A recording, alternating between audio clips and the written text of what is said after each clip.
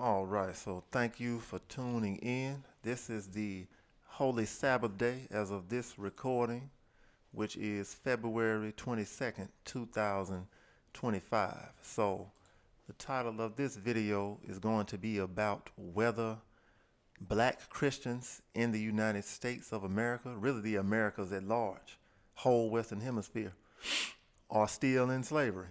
All right, and I'm mentioning that because you're still doing Sunday worship, and you're still doing all of these holidays or so-called holidays like Valentine's and like Mother's Day and Father's Day and 4th of July and Christmas and so on and so forth. So we're going to begin with Exodus chapter 20, and then we're going to jump over into something called the Christian Black Codes of 1724. Exodus chapter 20, verse 1. And God spake all these words, saying, I am the Lord thy God, or I am Yahweh thy God, which have brought thee out of the land of Egypt, out of the house of bondage. Thou shalt have no other gods before me. So that's plain and simple, simple and plain. The Most High brought the Israelites out of the house of bondage, which means slavery. Now let's look at these Christian black codes here of 1724. So we must take note that since this is 1724, that officially the United States of America had not been formed because the Declaration of Independence was 1776. So this is during the time of the colonies, known as the 13 colonies, right? Let's look at Article 1. I'm going to zoom in some more. All right, so hopefully you can see that well, no matter the size of your screen. Article 1 says, decrees the expulsion of the Jews from the colony. Now, I know the people who read this at that time, and probably a lot of people today is going to have European or Ashkenazi Jews in their mind when you read this. But let's look at the subliminal games they playing with us. Because we know that the so-called Negroes are Israelites, by and large. It doesn't mean that every black person on earth is an Israelite. That's not what we're saying. But we know that the so-called Negroes in the United States are most likely from the tribe of Judah or some other tribe of Israel that looks like Judah, namely Benjamin or Levi, right?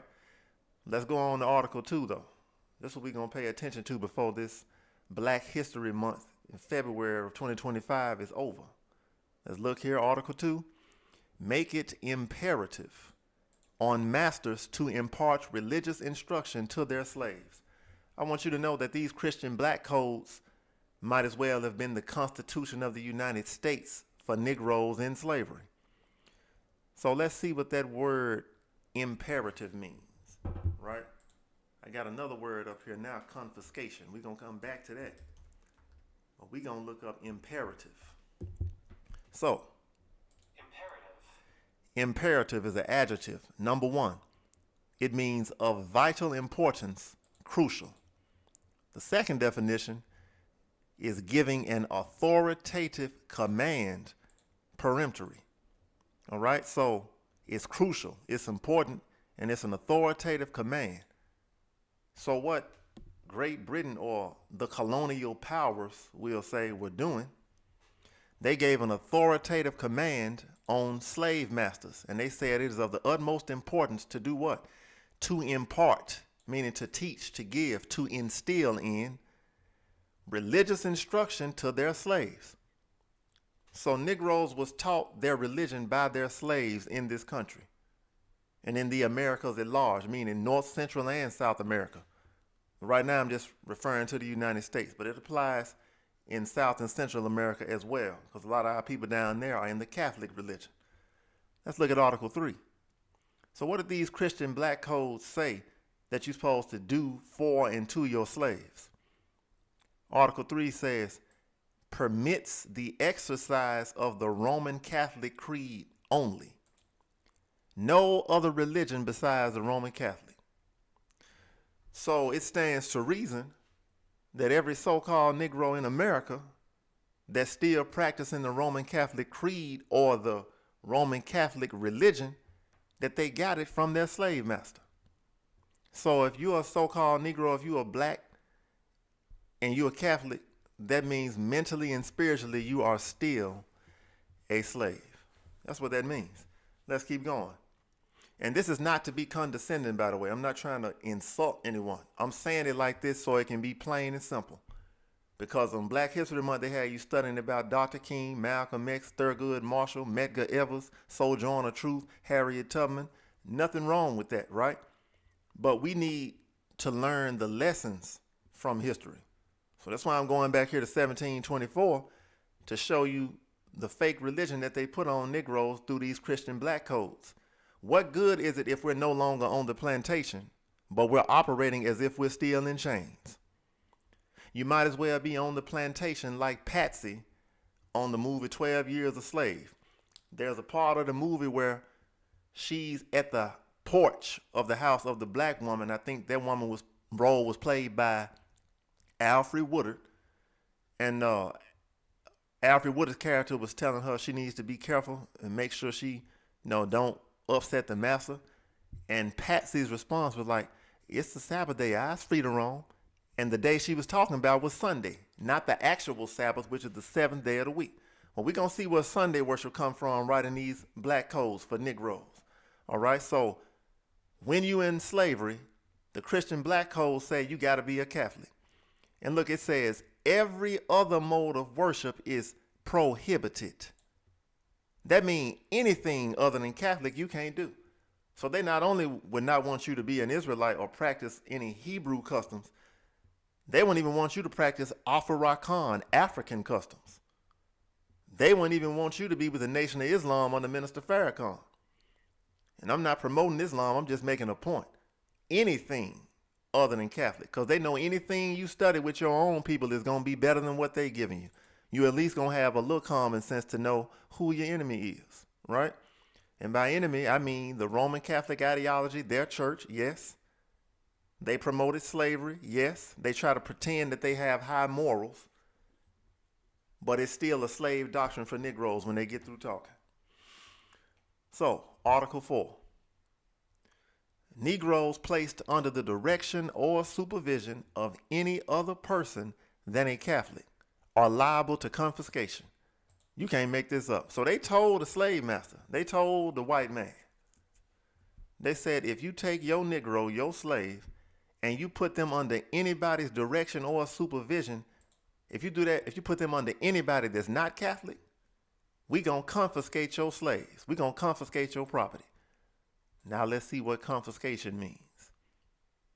Confiscation. Confiscation is a noun. It is the action or taking, it is the action of taking or seizing someone's property with authority. Seizure. All right, here's an example. A court ordered the confiscation of her property. Now let's go over here to the right. See, you got some images of confiscation. Let's see what it says here. Confiscation is a legal form of seizure by a government or other public authority. The word is also used popularly of spoliation under legal forms. So anyway, or of any seizure of property as punishment or in enforcement of the law. 1724, they weren't separating no church and state. You understand? The state was making you be a member of the Catholic Church. So even though you so-called got religious freedom right now, if you black in America and you still a Catholic, and I'm going to tell you the Protestants too, because the Protestants are still following what the Catholics say to a certain degree. All right? They still following it. So you still a slave by choice now though. So the reason I'm showing these Christian black codes is so that it can help to wake you up so you can research for yourself and learn how to get out of this. So if you don't want to be a slave and you're a black man or woman, the first thing you need to do is leave the Roman Catholic Church. That's what you need to do. And if you can't do that, start asking some questions. Ask them which day is the Sabbath. They're going to have a whole bunch of reasons and lies to get around it, but let's keep reading. Article 5. Sundays and holidays are to be strictly observed. Oh, now we get into it. If you ask a Negro why they keep Sunday worship and why they celebrating Christmas and Easter and Halloween and Thanksgiving and everything else, they're going to have every excuse in the book. They're going to tell you Apostle Paul said this and that. Stop lying on Paul. Paul ain't told you to keep no Sunday worship. You're lying. Tell them they're lying. You can tell them in a polite way. You understand? But if they're ignorant, it just means they don't know any better. So here's the lesson. Sunday worship, we know it comes from the Roman Catholic, but I'm showing where it came for Negroes. It came from slavery. If you're a black man or woman and you going to church on Sunday and you celebrating Easter and Halloween and all this other nonsense, and Mother's Day and Father's Day, the list goes on, it came from slavery. Not because God said it. Not because Paul said it. Not because Jesus changed it or rose on Sunday. Because when they got to Jesus' tomb or his grave, it was still yet dark and he was already up out of the grave. Let's keep reading. All Negroes found at work on these days are to be confiscated. So if you work on Sunday or one of their holidays, so-called holidays, you getting confiscated by the government.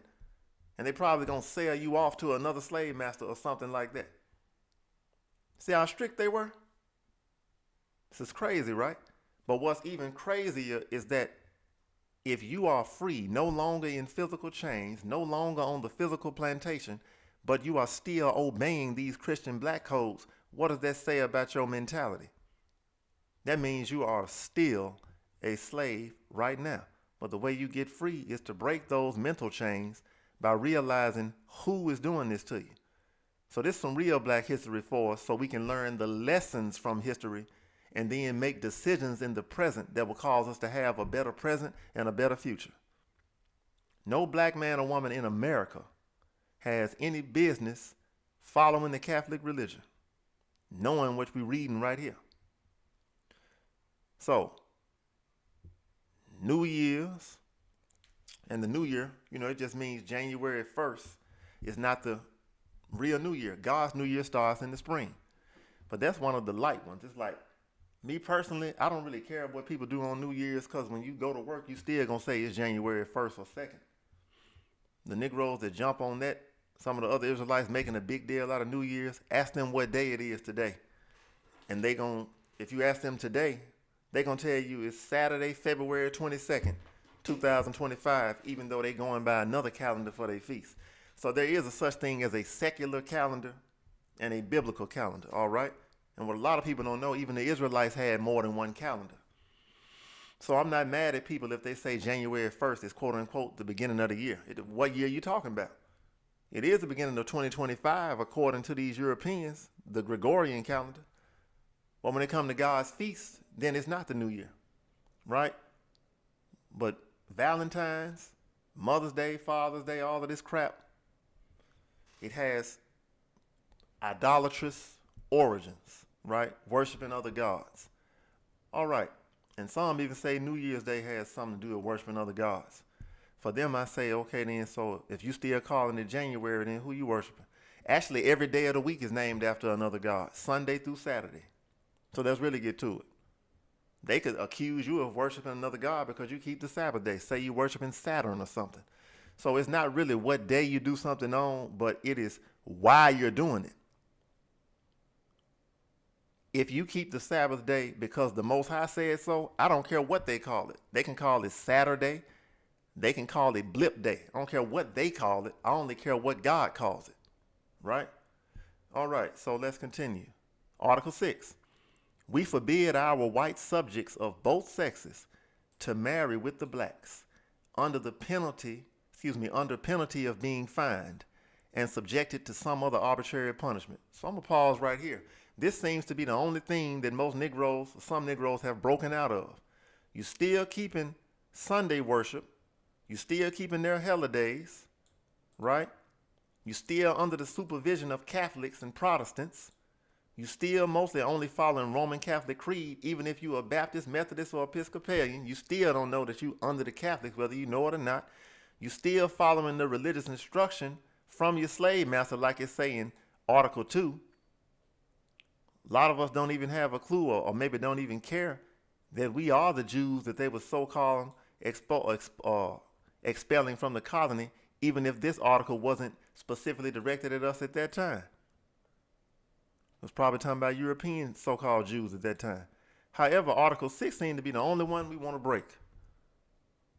You got black men want to marry white women, black women want to marry white men. So how is it that we broke Article 6 from these Christian black codes, but yet when it comes to religion, we still want to hold on to the slave master religion? Why don't we obey this part and not marry his men or his women? You see how Negroes just do whatever they want to do? So this proves you can break out of some stuff from slavery because you want to be free to marry them. So why don't you also want to be free to keep God's commandments and stop keeping Sunday worship and instead keep his holy Sabbath days like today, depending on when you're hearing this message? See? So let's keep going. We forbid all curates, priests, or missionaries of our secular or regular clergy. Secular means worldly. So they got worldly clergy and regular anyway. And even our chaplains in our Navy to sanction such marriages. We also forbid all our white subjects and even the manumitted or freeborn blacks, because manumission is like basically setting a slave free, to live in a state of concubinage with slaves. Should there be any issue, it should say from, even though it says form, from this kind of intercourse. By here, issue means child. Should there be any child born from this intercourse between a black person and a white person, it is our will that the person so offending and the master of the slave should pay each a fine of 300 livres. And at that time, I'm sure that $300 or whatever was worth more than it is today. Should said issue or child, right, be the result of concubinage of the master, his slave, said master shall not only pay the fine, but be deprived of the slave and of the children. Now, after the United States was fully formed and they were not totally under the British colony system, then you had white men that were raping black women and then making that woman and her child continue to be their slave. Dirty bastards. That's what they was doing later on. All right. So the said master should not only pay the fine at this time, right, in 1724, but be deprived of the slave and of the children, who shall be adjudged to the hospital of the locality, and said slave shall be forever incapable of being set free. Now that's bad. They punishing the slave for having sex with the master as if that slave had a choice. But because master got that slave woman pregnant, now she's stuck in slavery forever. Wickedness. All right, let's keep going. But shall this illicit intercourse have existed between a free black and his slave? So in other words, let's say a free black man had a black woman as his slave. Let's say that happened. When said slave, according to the forms prescribed by the church, said slave shall thereby set free, and the children shall become free. You see? So that slave woman and her children will be free if she got pregnant by a black man who was her slave master. And in such a case, there shall be no application of the penalties mentioned in the present article. So in other words, they're saying you Negroes don't marry these white people because we're better than you, and you marry each other and it's okay. That's what they told us. But this is the only article that Negroes is breaking today. But they're still following the white man's religion as it's written in Article 2 through 5. You can't make this up.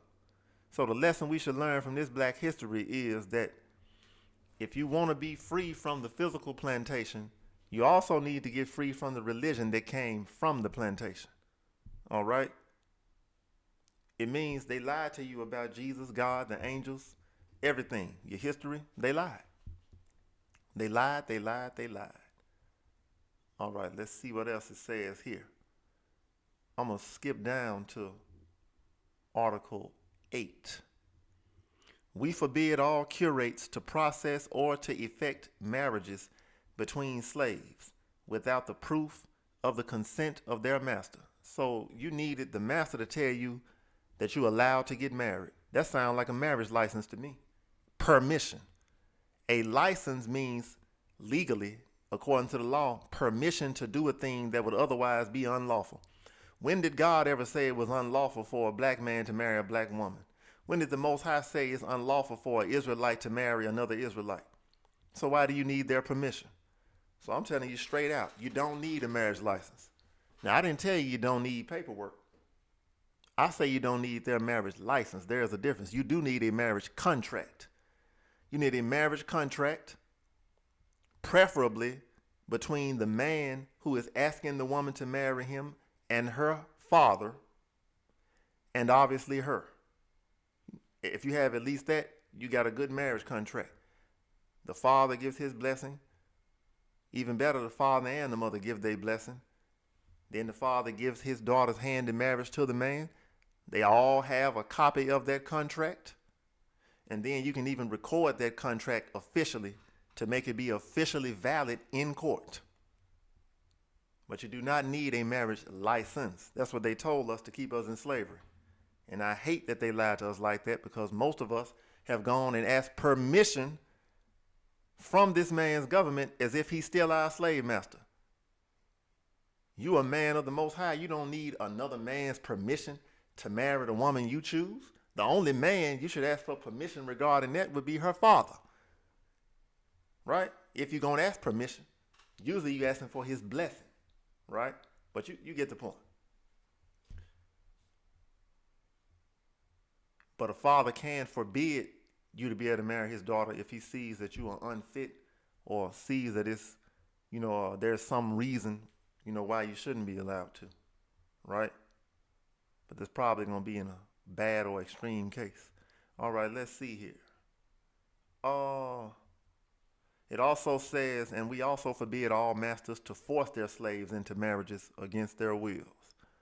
All right, that's the only thing that's kind of good they got in here, that they're not supposed to force you to get married. Not saying they didn't, because they had us breeding like animals, but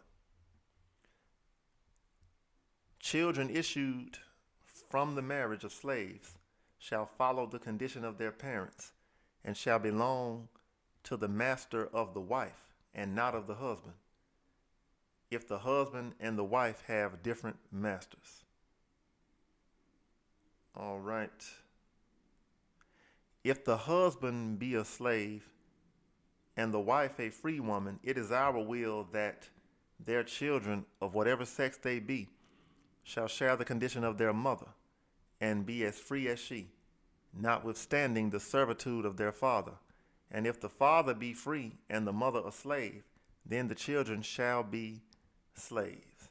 Ain't that something? So anyway, I'm going to stop that right here.